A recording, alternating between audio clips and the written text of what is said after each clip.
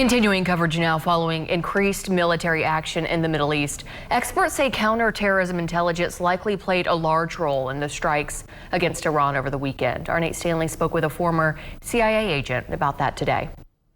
If you were ever going to take out the Iranian regime, this is how it needed to be done.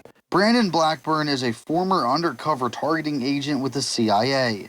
He says Saturday's strikes likely took constant surveillance to coordinate. I imagine unfolded these last few months was a lot of effort to identify the patterns of life by the key leadership in terms of where they're going, who they're meeting with, who else is in the room when they are gathered together. He explains that work culminated into a plan with precise timing.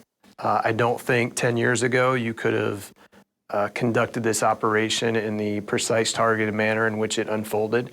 So I think that's a tremendous credit to where our capabilities have grown over the last decade or so. Now Blackburn says officials will keep their eyes on how the country reacts.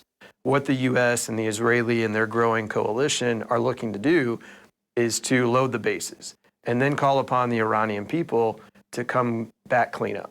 And it's up to them to drive in the winning run. And how the rest of the world responds.